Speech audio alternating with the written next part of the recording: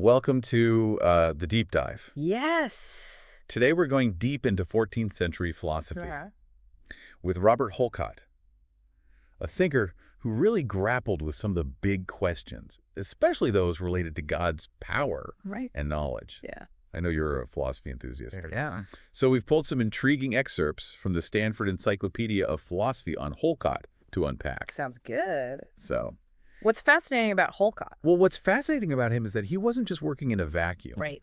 He was heavily influenced by William of Ockham, a name that still sparks debates in philosophy departments today. So for those of us who might not have Holkot on our bookshelf, Yeah. who was this guy? So picture 14th century England, a time of plague and upheaval. Holkot starts as a Dominican friar, Okay. born a commoner, but he doesn't stay in the shadows. Right. His intellect is too sharp for that. Yeah. He ends up a leading scholar at Oxford, Wow. maybe even Cambridge. Tragically, he dies caring for plague victims in 1349. That's a powerful image, a scholar dedicating his life to others, especially during such a dark time.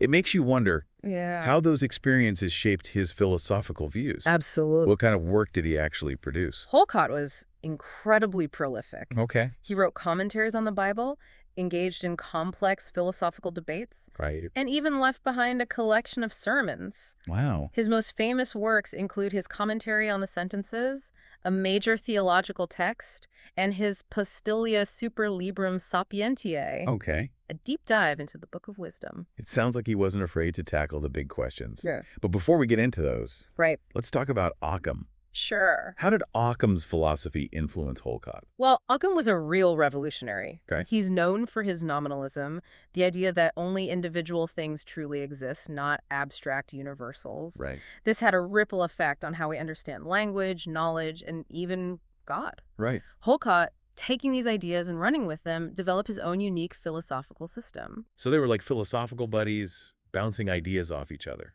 They were certainly kindred spirits, but not without their disagreements. They agreed on core concepts, like the emphasis on efficient causality, the importance of mental language, skepticism towards abstract entities. Right. But there were some fascinating points of divergence. Here's where the philosophical sparks start to fly. What were some of those key disagreements? One key difference lies in epistemology, the study of knowledge. Specifically, they debated whether we can have intuitive knowledge of things that no longer exist. Okay. Occam believed intuitive knowledge comes only from direct experience of existing things. So if something's gone, poof, no more knowledge of it. That was Occam's view.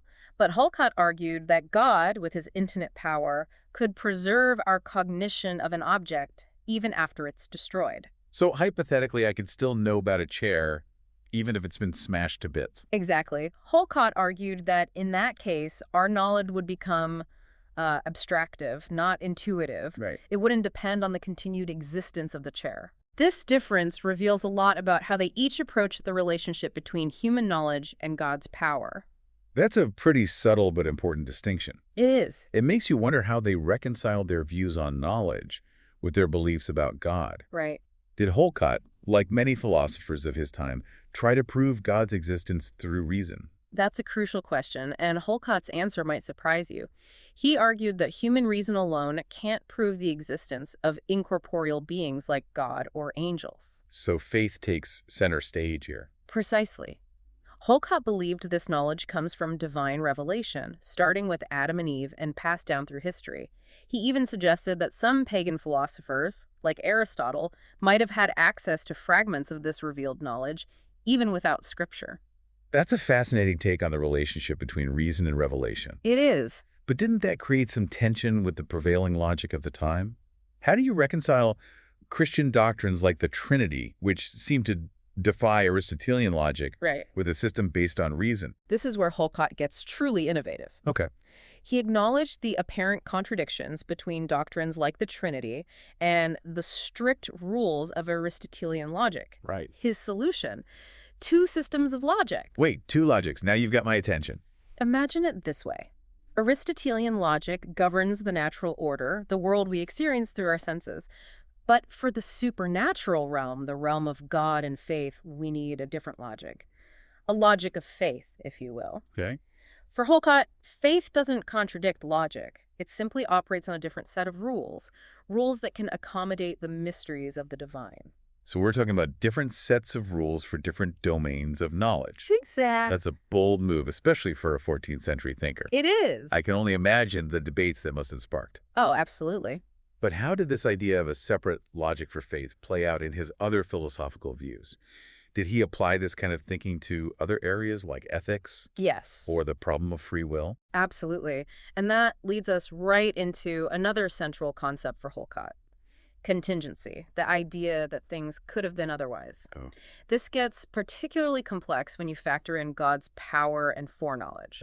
Contingency. Yeah. It's one of those ideas that can really tie you in knots philosophically, Absolutely. especially when you bring God into the picture. Exactly. Because if God can do anything and knows everything, how can anything be truly contingent? How can we have free will if God's already got the script written? It's a classic dilemma that philosophers have been wrestling with for centuries. Uh-huh. So how did Holkot approach this thorny issue? Well, he starts by distinguishing between God's absolute power and God's ordained power. This is where things get really interesting. Okay, I'm intrigued. So how does this distinction between God's absolute power and ordained power help us understand contingency? Well, for Holkot, God's absolute power represents his ability to do literally anything that's not logically contradictory. Okay, It's pure potentiality, right. unconstrained by any specific choices or limitations. So God could have created a world where up is down, left is right, and cats chase dogs. Exactly. Okay. But that brings us to his ordained power, the set of possibilities that God actually chose to bring into existence. It's like a sculptor choosing to shave a specific form out of a block of marble, even though he could have created countless other forms. So God's absolute power is like having all the colors on the palette, and his ordained power is the specific painting he's chosen to create. That's a great way to visualize it. Okay. Now here's where things get even more intriguing.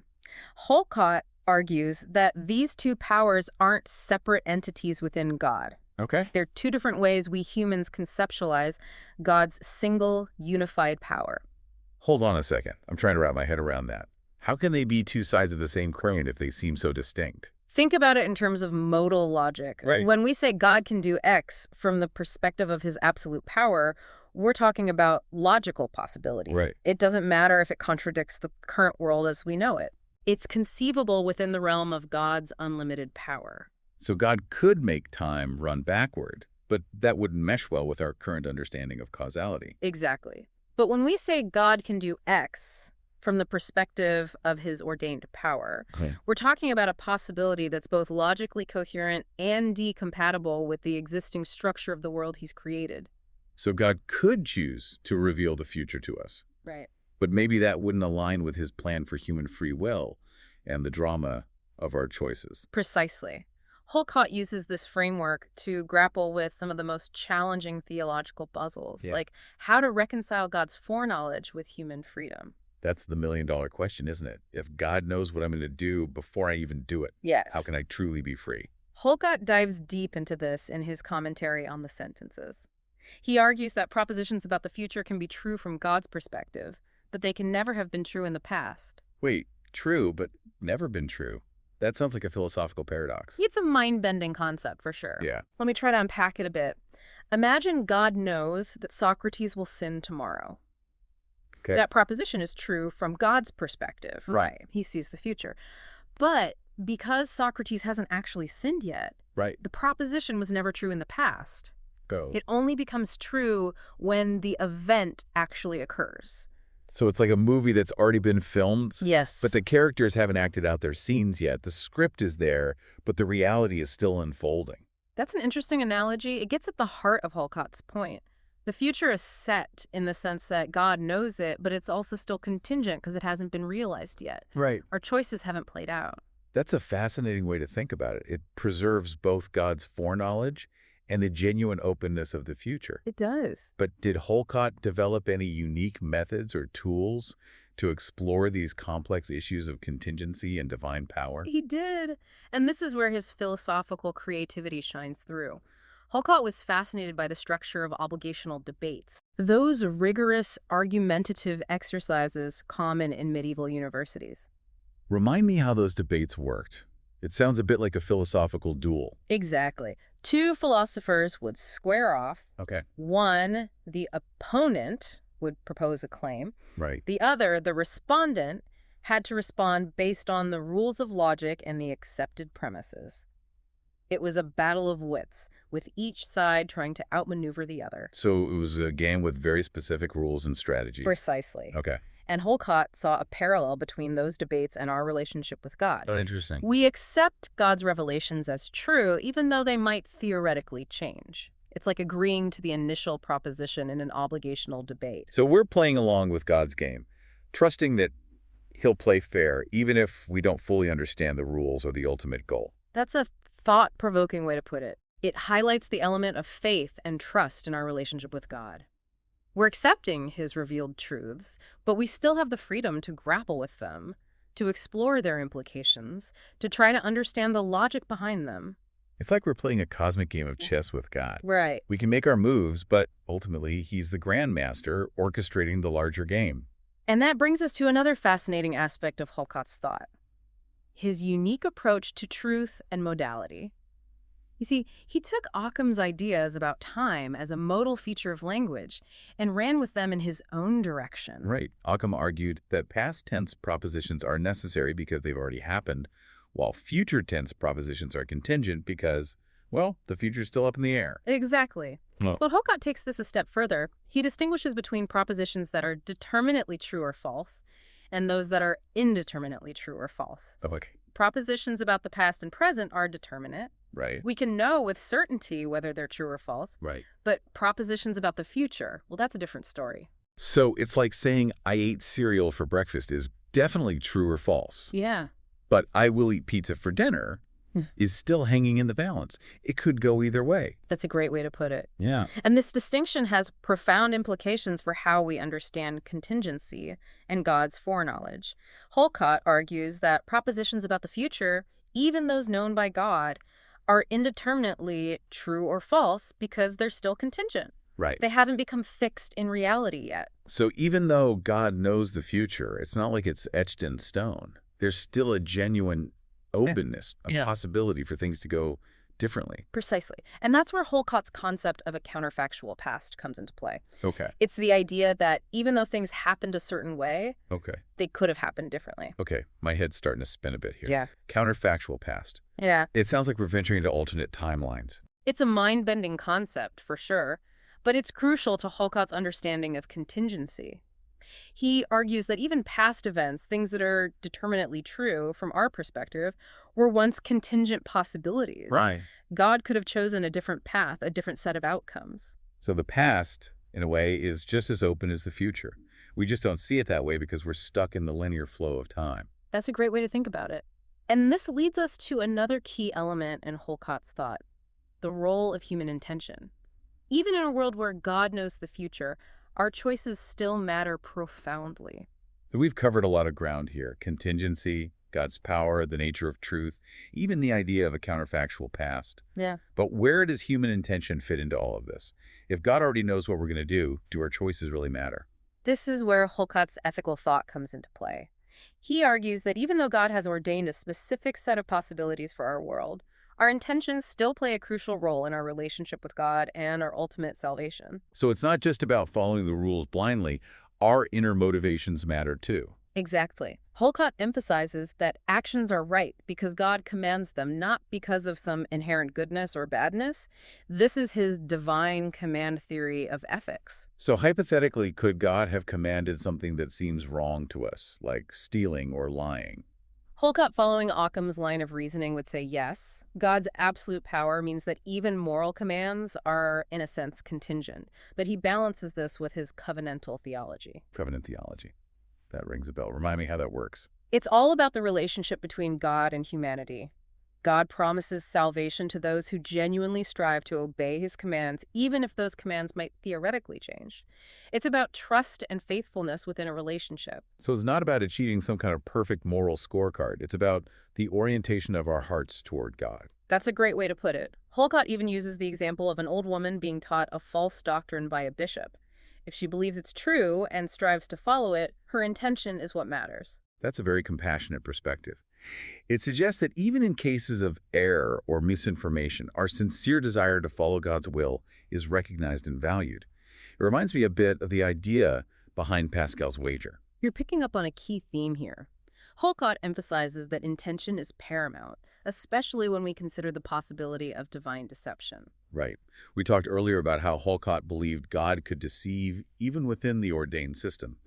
That raises some pretty big questions about how we can trust anything at all. But remember, Holkot's focus is always on the orientation of the will, the sincere desire to align oneself with God's will.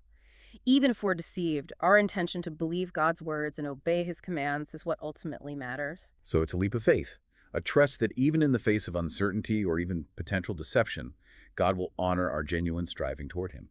That's a powerful way to summarize it. It's a perspective that offers both challenge and comfort.